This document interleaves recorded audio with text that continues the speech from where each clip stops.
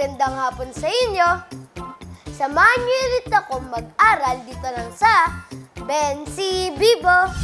Ngayong hapon ay alamin natin ang panganib dulot ng kakulangan sa tamang nutrisyon.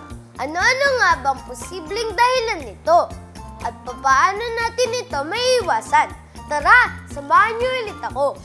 Andito ulit tayo sa National Nutrition Council para alamin ang tungkol sa masamang naidudulot ng poor nutrition. Kasama si Ate Jomay. Ate Jomay, ano po ang masamang naidudulot ng poor nutrition? Pag poor nutrition ka or hindi ka well-nourished, ang isang bata o isang individual nagiging underweight o yung mababa ang timbang.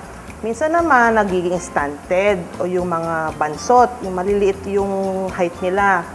Minsan naman, pag hindi ka well-nourished, nagiging wasted o yung mga sobrang payat. Minsan naman, hindi nakikita sa physical condition yung pagiging undernourished. May mga iron deficiency anemia tayong tinatawag. Kapag anemic ang isang bata, hindi maganda yung performance niya sa school. Kapag naman vitamin A deficient ang isang bata o ang isang individual, lapitin siya sa sakit. Kapag naman kulang sa iodine, nagkakaroon tayo ng goiter. O kaya yung mga buntis, nagsisilang sila ng mga babies na hindi na buhay o yung mga patay na o yung stillbirth. Paano po nagkakaroon ng poor nutrition ang isang tao? Nagkakaroon ng poor nutrition kasi unang-una minsan walang kinakain. Hindi tama or hindi angkop yung ating mga kinakain o yung mga iniinom sa ating katawan. Kaya hindi tayo nagiging well-nourished. Ano po ang maaaring gawin para maiwasan ito? Para maging well-nourished tayo or para maiwasan ng pagkakaroon ng poor nutrition, unang-una pag baby, dapat binibreastfeed ang mga babies.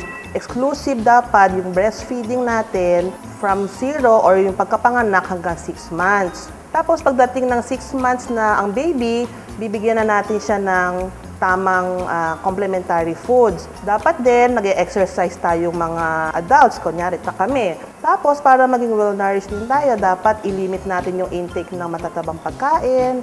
Huwag masyadong kakain ng maaalat.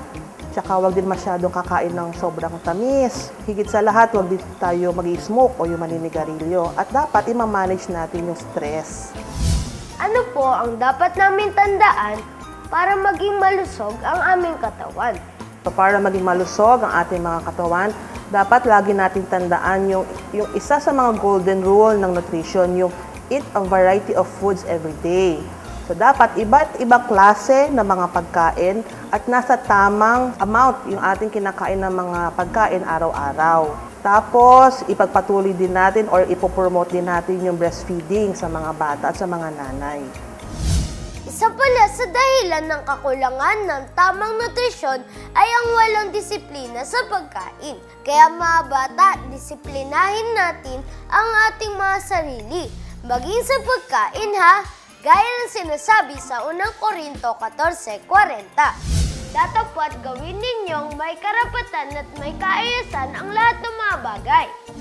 Bukas, kung loloobin ng Diyos, ay aalamin naman natin ang iba't ibang nutrisyon na kailangan ng ating katawan. Kaya samahan niyo ulit kami ha! Hanggang sa muli, dito lang sa Bensi Bibo!